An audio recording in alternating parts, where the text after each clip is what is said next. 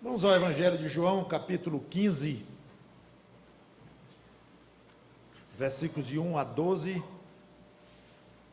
É a terceira pregação sobre este mesmo texto, e não será a última é a próxima.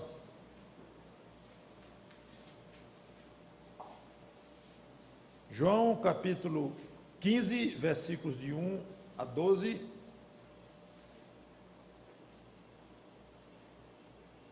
Diz assim: Eu sou a videira e meu pai é o agricultor. Todo ramo que estando em mim não der fruto, ele o corta, e todo que dá fruto, limpa, para que produza mais fruto ainda. Vós já estáis limpos pela palavra que vos tenho falado. Permanecei em mim, e eu permanecerei em vós. Como não pode o ramo produzir fruto de si mesmo, se não permanecer na videira, assim nem vós o podeis dar, se não permanecerdes em mim. Eu sou a videira, vós os ramos. Quem permanece em mim e eu nele, esse dá muito fruto, porque sem mim nada podeis fazer. Se alguém não permanecer em mim, será lançado fora à semelhança do ramo, e secará, e o apanham, lançam no fogo e o queimam. Se permanecerdes em mim e as minhas palavras permanecerem em vós, pedireis o que quiserdes, e vos será feito. Nisto é glorificado meu Pai, em que deis muito fruto, e assim vos tornareis meus discípulos. Como o Pai me amou, também eu vos amei. Permanecei no meu amor. Se guardardes os meus mandamentos, permanecereis no meu amor, assim como também eu tenho guardado os mandamentos de meu Pai, e no seu amor permaneço. Tenho-vos dito estas coisas para que o meu gozo esteja em vós e o vosso gozo seja completo. O meu mandamento é este, que vos ameis uns aos outros, assim como eu vos amei. Vamos orar. Santo Deus, nosso bom Pai, abençoa-nos, pedimos mais uma vez, na exposição deste texto, agora olhando para o aspecto da responsabilidade que nós temos diante de Ti, responsabilidade para sermos bons discípulos de Cristo. Que o Teu Espírito Santo nos ajude a transmitir o que está aqui contido.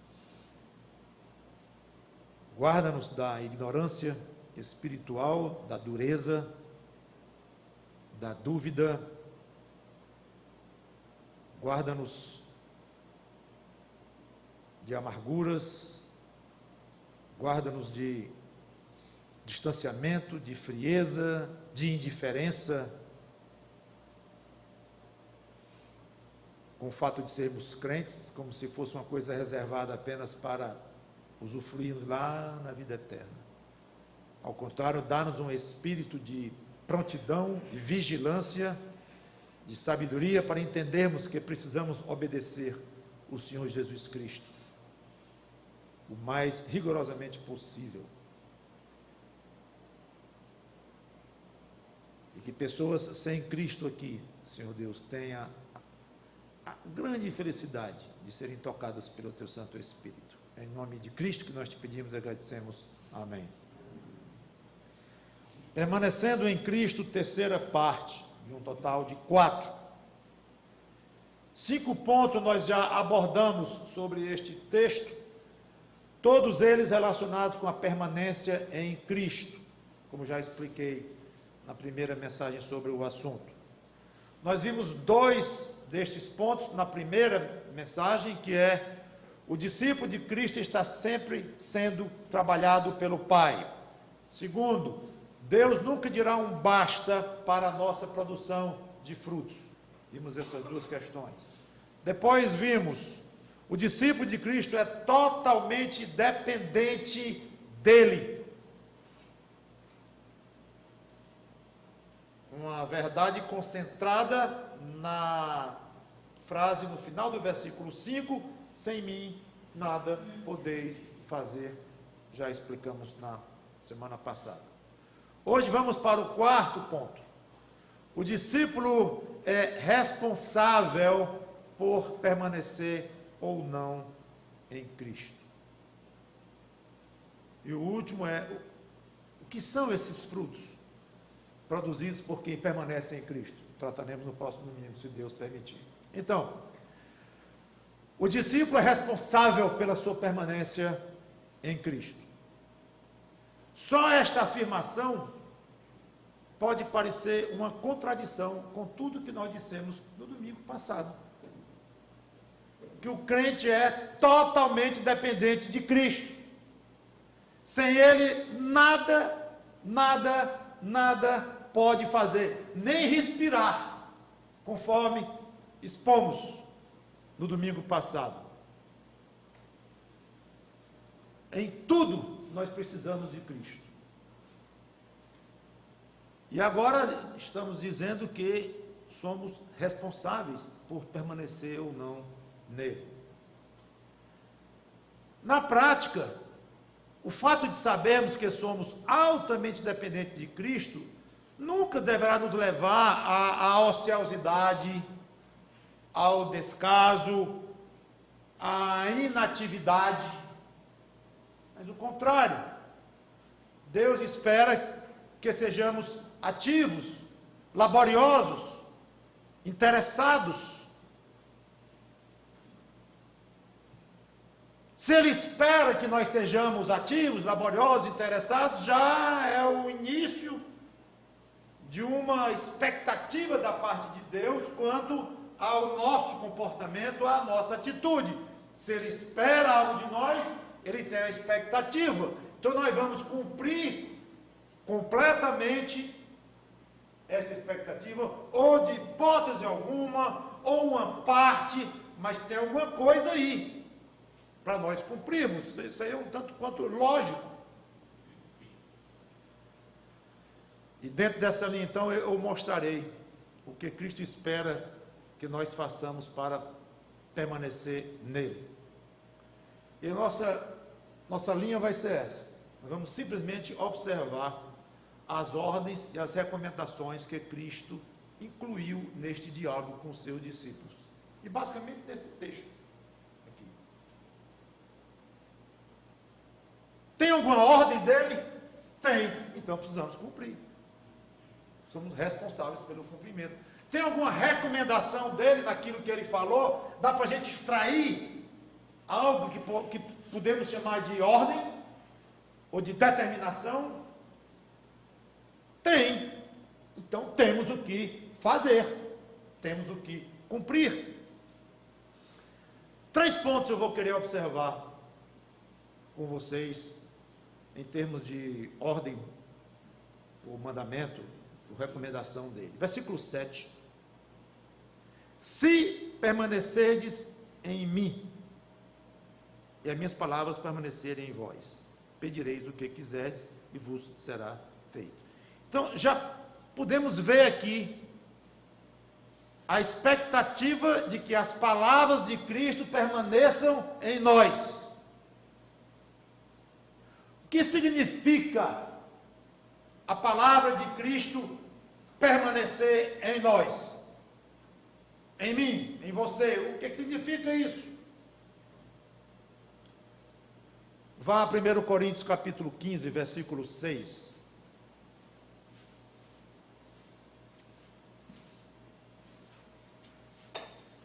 1 Coríntios capítulo 15, versículo 6.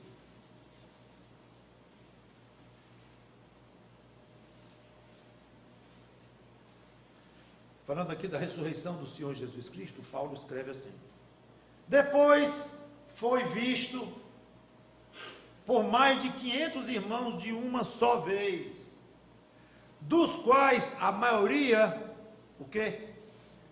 Sobrevive até agora, porém alguns já dormem.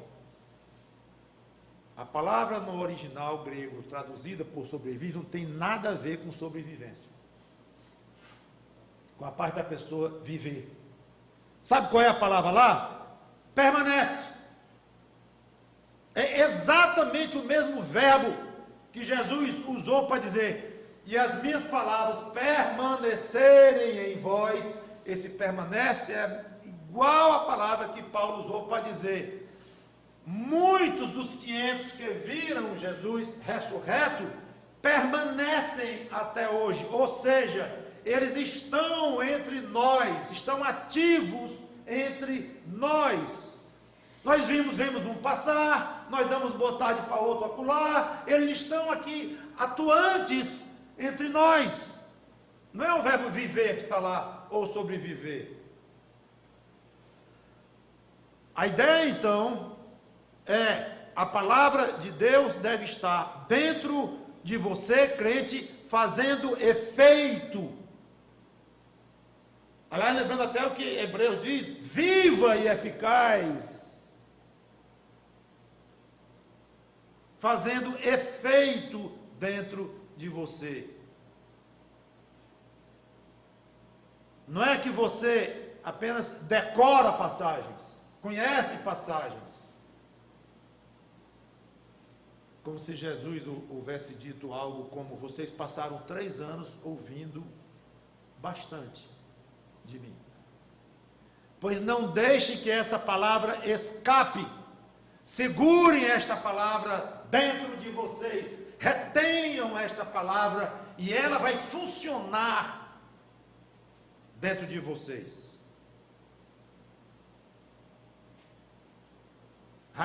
Radiador furado é uma coisa que, aliás, há muito tempo eu não ouço mais falar que alguém teve o radiador furado. Quando eu era mais jovem, menino, era comum o problema de radiador furado. E era um sufoco, especialmente numa viagem. É desgastante. Uma vez eu fui para o Piauí, minha terra, lá com meu pai, minha mãe e meus 5 irmãos, todos pequenos, e íamos subir a serra de Tianguá. E o carro do meu pai achou de vazar o radiador, imagina subir numa serra, e era um drama, e todo mundo de olho naquele ponteirinho para ver se ia ficar vermelho, o ponteiro da temperatura, e o papai parando e botando água, e indo, não tinha quem consertasse, ia mais à frente, então era algo desgastante e perigoso de se descuidar, porque aí o carro esquentava a mesa, aí parava de funcionar o motor, até podia estourar o motor. Hoje em dia os carros não botam mais nem água, né? Está no radiador selado. Mas na época o normal era o radiador reter a água durante muito tempo, semanas e meses. Tudo bem, a gente botava água, mas semanas ou meses depois de cada vez. Não adianta você ter a alma furada, que não retém a palavra de Deus. Como um radiador furado não retém a água. Ouve uma pregação? Acha bonito? Se emociona? Pensa nela ainda um pouco domingo à noite, antes de dormir, e amanhã já vazou tudo. Não tem mais nada. Ah, pastor, é porque eu sou assim mesmo, a minha memória é fraca, eu sou desatento. Eu não creio que o Senhor Jesus Cristo vai aceitar esse tipo de desculpa. É claro que as memórias, os poderes das memórias variam, tem aqueles de memória fotográfica que eu morro de inveja quando eu ouço falar de alguém, eu leio sobre alguém que reteve praticamente tudo que leu, em todos os livros que leu na vida. É raríssimo alguém assim, mas existem aqueles que são assim, lembra tudo. E tem uns de memória bem fraquinha, de fato.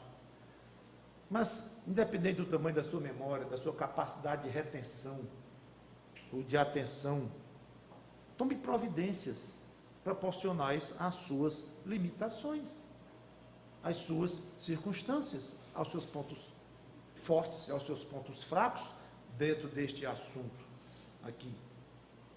Então, dê um jeito para que a palavra de Deus permaneça em você, seja retida dentro de você, para ela poder funcionar.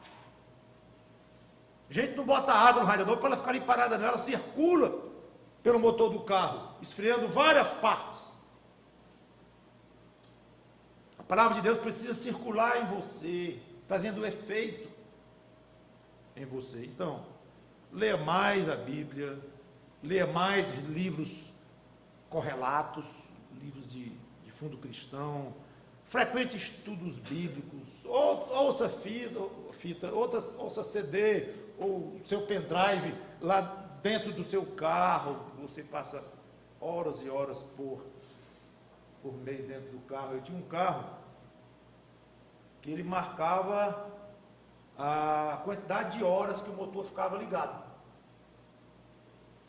até resetar e começar de novo. Eu praticamente não acreditava.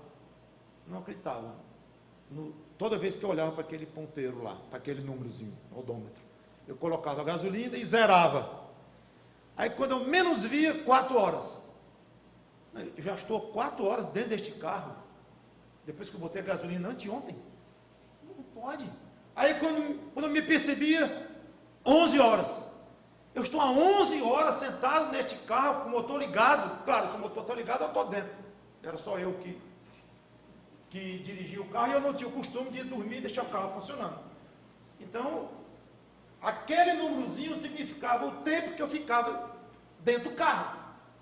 E era impressionante, irmãos. Faça esse teste, se você puder. É impressionante o tempo que nós passamos atrás daquele volantezinho. E você, então, tome providências. Sei lá o que você está fazendo ali, pensando, ouvindo música de todo jeito, não sei. Mas esteja em contato com a palavra de Deus, para que ela permaneça em você. Mais uma recomendação dele está no versículo 9, para não dizer ordem.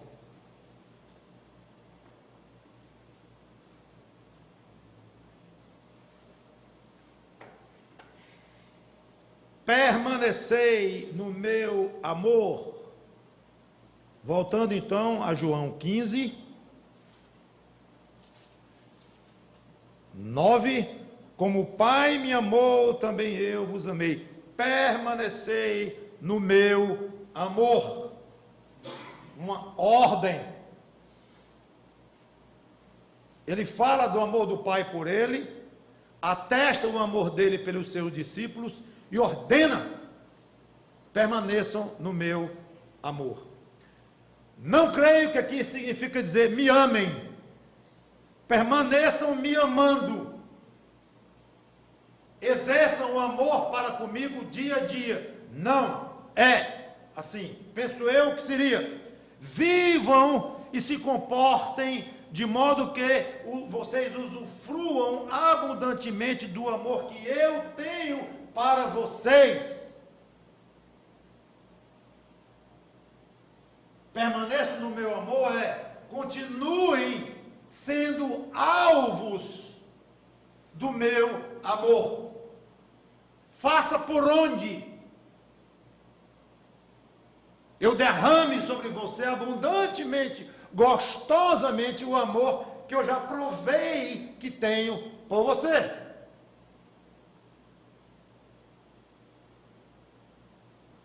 Não existe nada no universo mais forte, mais benéfico que o amor de Cristo. E não existe nada mais bonito, mais agradável, mais meigo do que Cristo ordenando que você goze desse amor, usufrua desse amor. Já imaginou que ordem incrivelmente gostosa de obedecer? Quer dizer que a ordem é eu ser alvo do amor maravilhoso dele. Isso é uma ordem? Imagine você numa situação financeira desgraçada, deu tudo errado nos últimos meses, devendo, sufoco grande, aí chega alguém endinheirado perto de você, se eu vou lhe dar 10 mil reais. Vou lhe dar 10 mil reais, mas tem uma condição. Agora vem.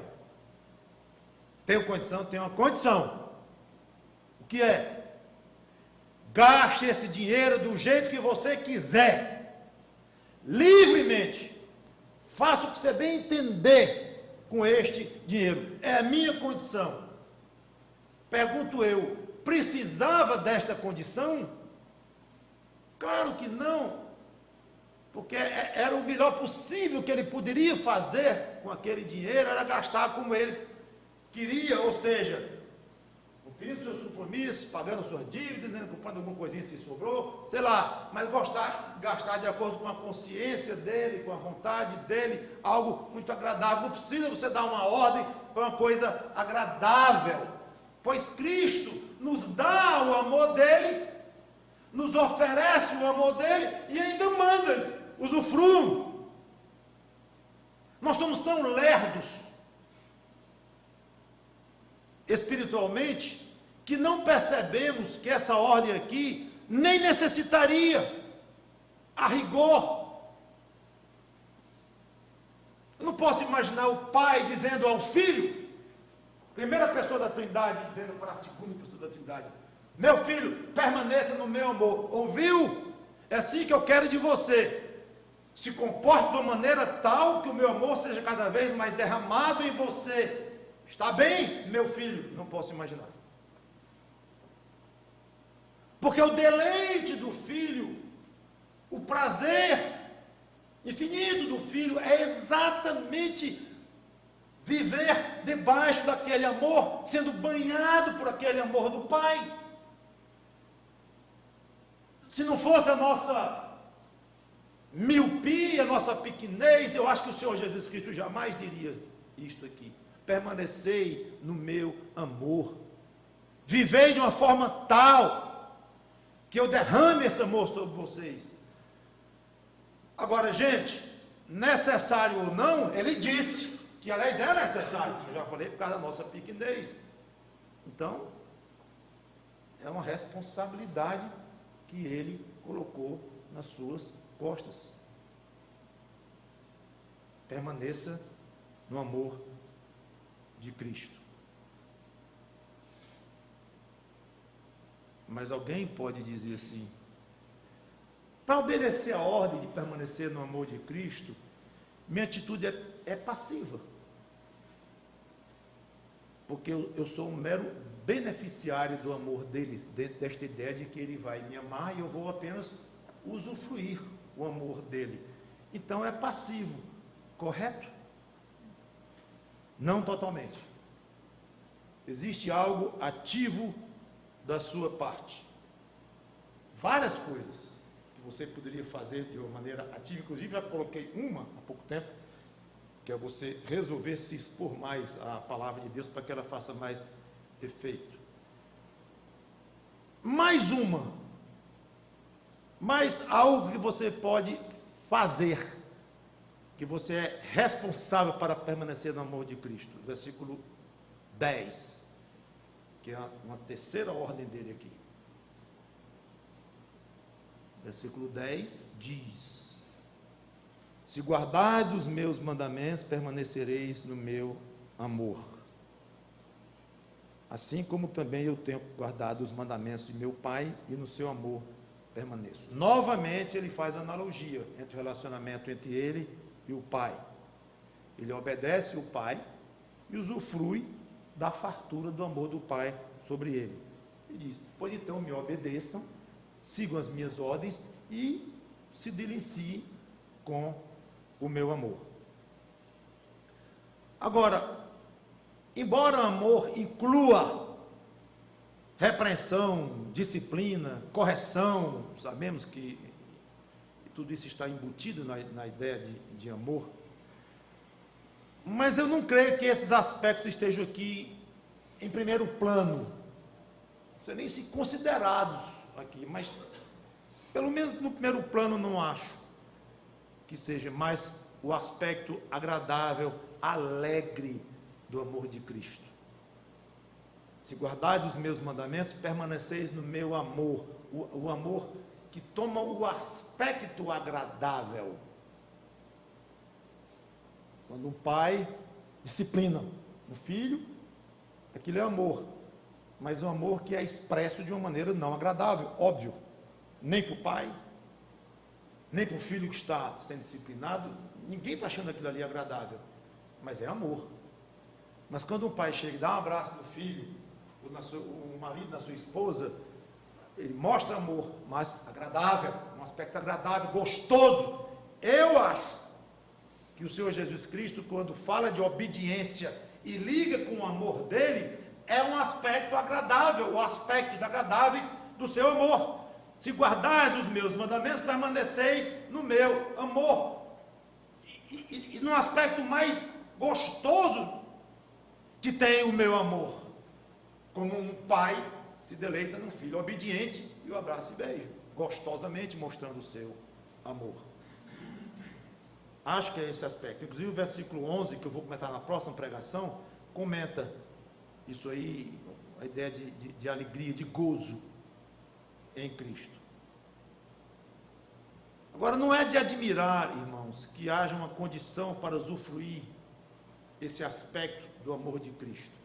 Quer dizer que para eu usufruir do aspecto gostoso e agradável do amor dele, eu tenho que ser obediente? Tem. Não é de admirar. Uma festinha de aniversário, meninozinho com os coleguinhas, está lá, aí põe a mesa cheia de docinhos. Quem quiser vai lá na hora certa, está liberado para chegar lá e tirar os docinhos. Se um menino daquele ficar amuado num canto, com raiva de alguma coisa, e não for tirar um docinho daquele, ele não come.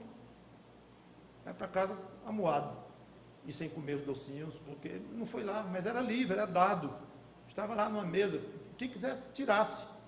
Mas ele tinha que ir lá e pegar com a mãozinha dele e comer. É dado, é oferecido, mas cumpra os requisitos para usufruir livremente daqueles docinhos.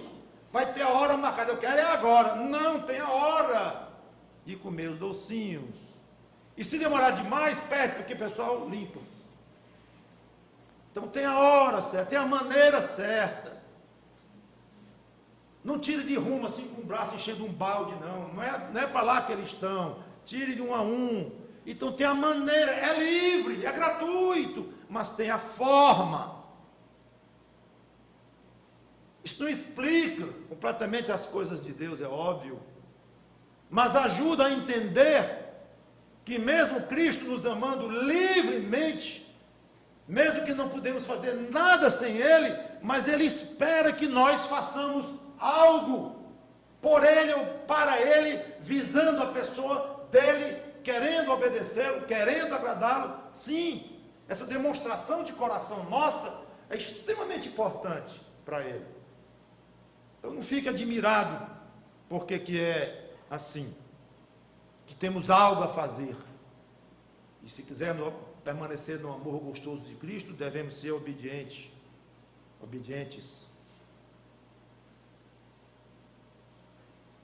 Faça um exercício interessante, se quiser. Escolha alguém que você considera um crente forte. Ou seja, que faz questão de obedecer a Cristo em tudo. Pode até não conseguir e não consegue. Nós não conseguimos, infelizmente. Mas alguém que leve muito a sério, um crente que leve a sério a vida cristã e procura ser o mais obediente a Cristo possível. E escolha um que esteja passando por dificuldade de alguma ordem. Quanto maior essa dificuldade, melhor. Se você puder encontrar alguém assim. E converse com ele de uma maneira mais profunda e procure puxar dele coisas sobre a vida cristã, sobre Deus, sobre o coração dele. E você vai ver que ele vai falar de Cristo com prazer, com alegria, talvez com lágrimas no coração, mesmo assim com alegria, com leveza de alma, com a sensação de que não está abandonado. Estou falando de um crente em grande dificuldade, talvez várias ao mesmo tempo, mas se é um crente que procura obedecer os mandamentos de Cristo, ele permanece no amor de Cristo, ele se sente cheio deste amor, ele se sente com companhia, ele não se sente abandonado, num deserto, sozinho, não se sente vítima, da vida, ou do destino, ou, para não dizer que é Deus, aí diz que é a vida, é o destino, é a má sorte, sei lá o que for, e no fim é Deus mesmo. Você se sente vítima de Deus ou coisa assim. Ele não vai dar a menor pista, não é nem pista, a menor indicação que esses sentimentos ruins passam por ele com relação a Deus. Por quê? Porque ele está permanecendo no amor de Cristo. E o efeito disto, esse tipo de atitude interna, lá dentro do coração dele. Agora faça o contrário. Escolha um irmão fraco na fé cristã. Converse com ele, passando dificuldades também, para ficar equiparado com o outro. Porque, para falar bem de Deus, quando está tudo vai bem, não precisa nem ser um crente fraco. Até um descrente fala bem de Deus. Deus maravilhoso. Beleza. Então, chame o crente fraco para conversar. Dos menores que você conhece. Eu sei que essa avaliação é delicada, mas todos sabemos olhar e encontrar crentes fortes e crentes fracos. E a hipocrisia achar que não sabemos. Pelo menos ter uma noção. Ele vai falar bem de Cristo. Eu creio que sim. Mesmo crente bem fraquinho, passando grandes dificuldades, ele vai falar bem de Cristo. Vai falar mal, xingar Jesus Cristo, blasfemar contra Deus, não creio.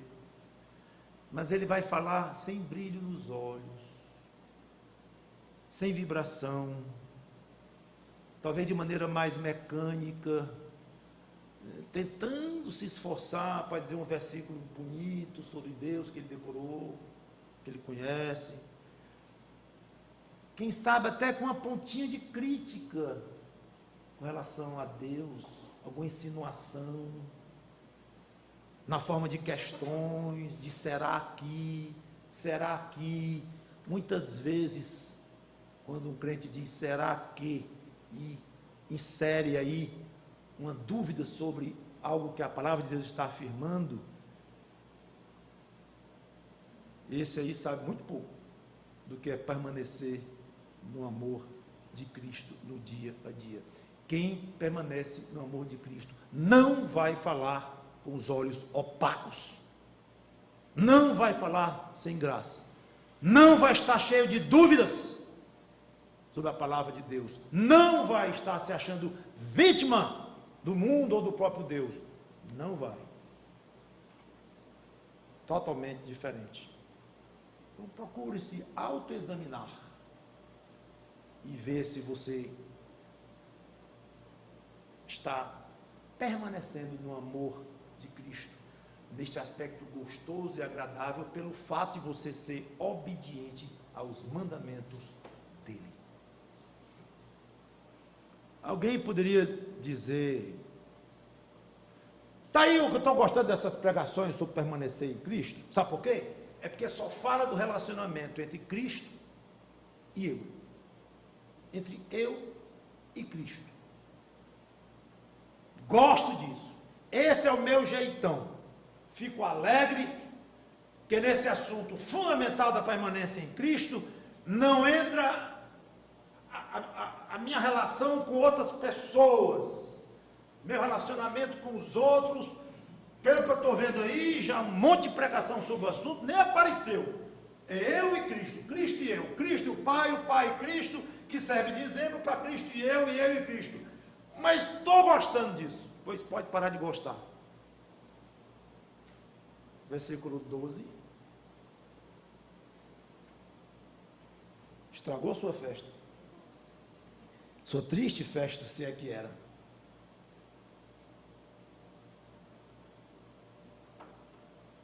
Ele tinha acabado de dizer que quem guarda os mandamentos dele permanece no amor dele.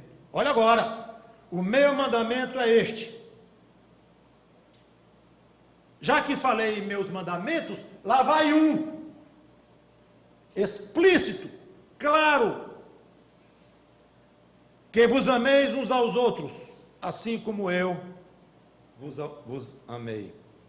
Parece que ele sentiu necessidade de expandir um pouco o assunto, como que dando um resumo de tudo o que ele queria de nós. Se guardares os meus mandamentos, permanecereis no meu amor. Que mandamentos, por acaso? Senhor, diz aí alguns, resume. Ele foi logo no central, com relação aos nossos semelhantes. Claro, os dois grandes mandamentos é amar a Deus, o próprio Deus, e amar os outros. Então, ele, ao dizer que ameis uns aos outros, ele ele concentrou tudo o que ele esperava, o que ele espera dos seus discípulos, com relação aos seus semelhantes. Eu não vou falar aqui do versículo 12, porque esse versículo 12 é uma espécie de uma transição entre o assunto de permanecer em Cristo e vários aspectos pessoais, de relacionamento pessoal entre Cristo e os discípulos. Eu vou desenvolver isso aqui depois. Eu quero encerrar com duas observações. Primeira, o amor que Cristo espera de você, exige de você, não é um amor solto, sem referencial a seu critério. É um amor perfeitamente caracterizado nas Escrituras, bem delimitado, e que foi exposto para todo mundo ver de uma maneira clara, não só em termos de ensino, mas de maneira prática. É o amor que ele mostrou por nós na cruz. Porque ele disse: vocês devem amar uns aos outros. O senhor, tem algum padrão aí? Tem algum referencial para a gente saber qual é o tamanho do amor que eu devo ter com relação às pessoas? Ah, você quer referencial? Quero o meu amor por vocês. É o que ele disse aqui. Igual. Ele não disse mais ou menos como eu vos ameis, perto do que eu vos ameis, mas igual ao que eu vos amei. Um amor de entrega, um amor que pensa no outro, um amor que resgata alguém completamente incapaz e perdido, um amor que admite sofrer muito em benefício do outro. E é o que eu poderia falar, e cada um de vocês poderia vir aqui falar sobre características do amor de Cristo demonstrado por você, crente, naquela cruz. E seria um exercício interessante, pois façam uma dissertação, ou pelo menos um resumo, 10 características do amor de Cristo por você. Escreva aí, relate. Depois do fim, você lê tudinho, pois é isso mesmo, que maravilha ter um Salvador desse. É isso mesmo. Pois o meu amor, eu acabei de escrever nesta folha, o meu amor pelo meu vizinho. Deve ser do mesmo tipo, da mesma natureza. Não, obviamente, demonstrado da maneira igual, vocês pregados numa cruz pelo seu vizinho, óbvio que não é o caso, mas a forma deste amor, características deste amor, melhor dizendo. É assim que ele quer. E eu vou voltar mais a falar deste tipo de amor que ele quer de nós, quando eu desenvolver o trecho de 12 a 17, porque é muito importante esse aspecto. Tem uma coisa que você deve ter muito cuidado, meu irmão, minha irmã, é quando você quiser aprender sobre o amor bíblico, amor de Deus, amor de Cristo. Não é um assunto fácil, é um assunto complexo, muito mal compreendido, pelo mundo não se fala, é óbvio, não tem coisa nenhuma disso, mas por crentes que não entendem bem, e as consequências disto entram no julgamento que o crente quer fazer, mas não ousa fazer, porque trata-se de Deus, mas sobre justiça de Deus, da misericórdia de Deus. Se ele ama tanto, onde é que está a misericórdia dele para algumas pessoas? Se isso vem na sua mente, pode ter certeza, você não está entendendo o amor de Deus. Porque que ele ama, ama. Se você concorda que ele ama, você entende que ele ama, o problema é seu. Que ele ama, ama. Que ele é um Deus de amor, é. Agora, peça a Deus que lhe dê um pouquinho de sabedoria e de iluminação para entender um pouquinho deste amor. E respeite Deus. Quando ele diz que ama, ama e ama. Não fique questionando, nem querendo entender, à custa de poder aceitar, só se entender. Na hora que eu entender, eu aceito, eu me dobro diante dele. Que é isto? Que fé é esta? Que fé é esta? Que não crê quando ele diz que é um Deus de amor. É porque ele é um Deus de amor. Você pode não entender bem, eu não entendo bem, acho que ninguém no mundo entendeu bem o amor de Deus. Tem aqueles que chegaram já bem perto. Leia os escritos dos teólogos, dos prometidos com a Bíblia, e tem coisas lindíssimas, mostrando que esses homens atingiram um patamar um pouquinho além do nosso, em termos de entender como é esse amor. Mas quando você vê, esse tipo de amor que ele está descrevendo aqui, cola bem direitinho com as coisas que a Bíblia diz. Claro, se cola direitinho, ou pelo menos não arranha tanto com o que a Bíblia diz, porque sempre vai arranhar um pouco. Sempre vai arranhar na sua cabeça, você não vai entender tudo, mas muita atenção para o aspecto do que é o amor cristão. É algo muito sério, vale a pena você se informar melhor sobre isto. Segunda observação que eu quero comentar aqui no final é: veja a sequência lógica do que tem aqui. Jesus diz: faça com que a minha palavra permaneça em você. Dê um jeito, você é responsável por isso, e então eu permanecerei em você, beneficiando-lhe do que há de mais agradável e maravilhoso no meu amor. Já colocamos. Para permanecer em mim e se beneficiar do meu amor, me obedeça. Já comentamos. Terceiro, o resumo das minhas ordens é esse: amem-se uns aos outros, além do amor a Deus. Já comentamos. Então veja como é fundamental o amor ao próximo, para nós usufruirmos do amor de Cristo, permanecer em Cristo, e se tornar cada vez mais limpo pelo Pai, como agricultor que limpa os ramos para que deem mais frutos. E aqui vem um aspecto central do cristianismo verdadeiro. Não há comunhão com Deus se não houver amor com os homens. Não há comunhão com Deus, intimidade com Deus, se não há amor com o semelhante. Amor bíblico, não é amor que você pensa que é, mas o amor bíblico com os homens. Deus amarrou e deu um nó, as duas coisas. Nem pense em se isolar num quarto, ou passar um mês numa praia debaixo de um coqueiro, lendo 10 livros dos puritanos, muita Bíblia, e orando, e tendo comunhão, tentando ter comunhão com Deus, até desesperadamente. Nem pense, se o seu coração é frio, para com a pessoa que mora na barraca ali ao lado da praia do coqueiro lá. Está nem aí. Ou com seu esposo, ou com sua esposa, ou com seu patrão, seu empregado, com qualquer um.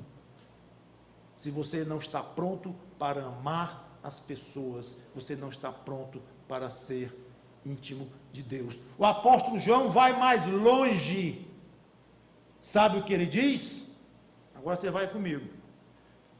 Nós vamos ver vários versículos de 1 João. 1 João. E eu vou já dizer qual é a sentença final de João quanto a este assunto. 1 João, capítulo 2, versículos 9 a 11.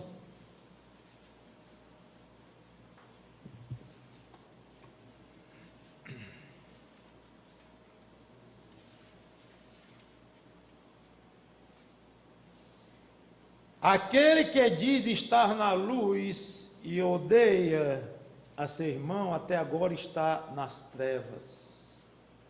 Aquele que ama seu irmão permanece na luz, e nele não há nenhum tropeço. Aquele, porém, que odeia seu irmão, está nas trevas, repete, e anda nas trevas, e não sabe para onde vai, porque as trevas lhe cegaram os olhos. Capítulo 3, versículo 10. Nisto são manifestos os filhos de Deus e os filhos do diabo. Todo aquele que não pratica justiça não procede de Deus, nem aquele que não ama a seu irmão. Versículo 14. Nós sabemos que já passamos da morte para a vida, uma prova de que fomos convertidos, em outras palavras, porque amamos os irmãos. Aquele que não ama permanece na morte. 23 e 24. Ora, o seu mandamento é este, que creiamos no nome do seu Filho Jesus Cristo, e nos amemos uns aos outros, segundo o mandamento que ele nos ordenou, olha aí. E aquele que guarda os seus mandamentos permanece em Deus. Olha aí, exatamente as palavras que Cristo falou, com relação à permanência nele, e Deus nele. E nisso conhecemos que ele permanece em nós, pelo Espírito que nos deu. Capítulo 4, versículos 7 e 8. Amados, amemo-nos uns aos outros, porque o amor procede de Deus. E todo aquele que ama é nascido de Deus e conhece a Deus. Aquele que não ama, não conhece a Deus, porque Deus é amor. Versículos 20 e 21. Se alguém disser, amo a Deus, e odiar seu irmão, é mentiroso. Pois aquele que não ama seu irmão, a quem vê, não pode amar a Deus a quem não vê. Ora, temos da parte dele este mandamento, que aquele que ama a Deus, ame também a seu irmão. 5, versículo 1. Todo aquele que crê que Jesus é o Cristo, é nascido de Deus. E todo que ama ao que o gerou, também ama ao que dele é nascido. A sentença do apóstolo João é muito clara. Quem não consegue amar as pessoas não é salvo em Cristo.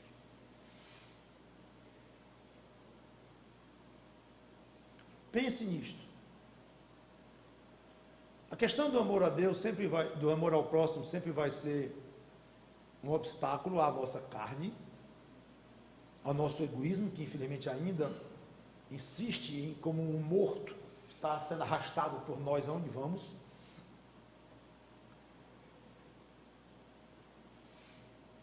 Vamos ter lutas.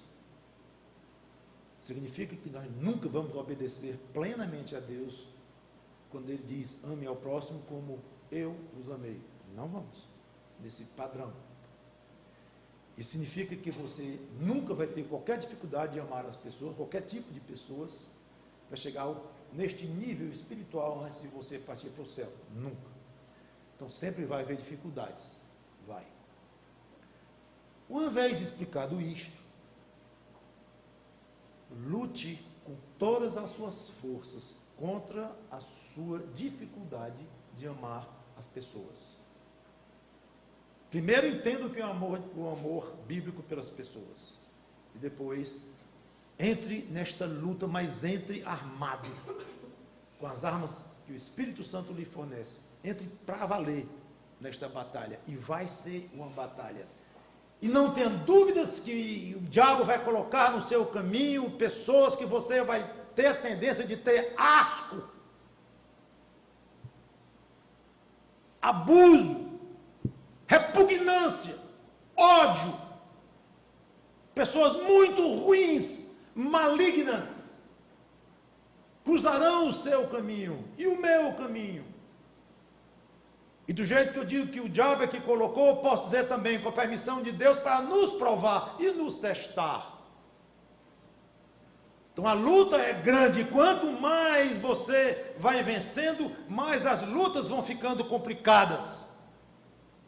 À medida que o aluno vai aprendendo o nível aqui de matemática, ele vai aumentando, e vai aumentando. E se ele é muito inteligente, ele vai acabar na parte especial daquela classe do colégio, e vai acabar fazendo o torneio aí no Brasil inteiro, de matemática, quando vê está fazendo no mundo, ele vai subindo, subindo, subindo. Normal isto. Então, à medida que você vai caminhando na sua luta espiritual, vai lutando, vai guerreando, as lutas vão ficando mais complicadas, mas você precisa entrar nesta luta sabendo, e com toda a sua consciência, dizendo assim: Senhor, se eu não amar as pessoas, eu não sou crente. Como é que pode? É pesado demais. Pois eu tenho que amar. Pois ame. E amar é a decisão, você sabia? Decida amar as pessoas. Ah, então está no meu poder amar as pessoas? Não, eu não disse isto. Eu disse que está no seu poder decidir amar as pessoas. E de onde é que vem o poder? Do Espírito Santo. Peça a Ele, implore a Ele. Eu só sei uma coisa, meu irmão e minha irmã: o Espírito Santo não poderia ter falado de uma maneira mais clara do que falou no primeiro livro de João, mais clara, que o amor aos outros é uma prova da conversão a Cristo. Não é o tamanho do dízimo, não é o quanto vai à igreja, não é o quanto lê a Bíblia, por mais importante que seja ser fiel ao dízimo, envolvido com a igreja, ler as escrituras, tudo bem, mas serve de prova. Então cada um examine o seu coração, se você tem levado a sério este assunto, porque, lembrando, este assunto está dado um nó com o outro, que é a sua permanência em Cristo. Não vale para o crente dizer: meu negócio é com Deus, é com Cristo, eu me entendo com Ele, é eu e Ele lá no meu quarto. Eu ainda admito a igreja ali, os irmãos por lá, mas meu negócio é com Deus. Ser humano não é muito comigo, não. Tenha muito cuidado com esse pensamento e resolva isso com Deus. Quero encerrar dizendo o seguinte a vocês crentes: meu irmão, você poderia passar meses tentando compreender como é que sem Cristo você nada pode fazer, e ao mesmo tempo Ele espera tantas coisas para você fazer. Você não vai entender completamente isso nunca. Eu tentei explicar, eu mesmo não entendo, mas tentei explicar até onde eu vou. Cada teólogo aí genial vai até o seu ponto, mas para um certo limite, claro. Faça o seguinte: em vez disso, aprenda a usufruir o poder de Cristo em você, a permanência dele em você, e se esforce ao máximo para agradá-lo, incluindo o amor ao próximo. Faça isto. Em vez de gastar tanto tempo querendo entender, invista sua energia para fazer o que ele quer, para agradá-lo. E você vai ver que naturalmente o amor dele vai sendo derramado em todo o seu ser. E quando você menos espera, talvez você esteja sendo considerado como um irmão que está dando um exemplo de vida cristã, para a glória de Deus, não para a sua própria, mas dando um testemunho diante do mundo, ser de luz do mundo, brilhem diante dos homens. Quando você menos perceber, você está, de fato, sendo um recipiente, está recebendo o amor de Cristo em você, e esse amor vai funcionando cada vez mais, e você se torna um crente cada vez mais brilhante aos olhos do mundo como um crente, e mais íntimo de Deus. Espero que esses sejam os seus dois alvos. Quanto a você, meu amigo, vá a Cristo, peça perdão, se arrependa de seus pecados e será iniciado em você todo esse maravilhoso processo, então, de conversão, de entrega, de santificação e de permanência em Cristo, de amor aos homens, amor a Cristo. Tudo isso que eu falei vai ter muito mais sentido em você, na sua mente, embora não vai entender completamente, mas você vai vivenciar a maravilha do que Cristo diz aqui. Porque o crente fiel, ele vivencia tudo isso que Cristo está falando aqui. Vamos orar. Obrigado, Senhor Deus, pela Tua palavra, que Teu Espírito Santo se digne, Senhor, operar em nós esta palavra, que nós permaneçamos em Cristo, fiquemos na palavra dEle, e ela em nós, e nós vamos funcionando como crentes, provando mais do Teu amor para conosco, e sentindo que esse amor inclui uma capacidade que nunca esperávamos ter, de amar ao próximo, por mais esquisito e não agradável seja esse próximo aos nossos olhos. Mas esse amor vem de Ti. Em nome do Senhor Jesus Cristo, te peço e te agradeço por isto. Amém.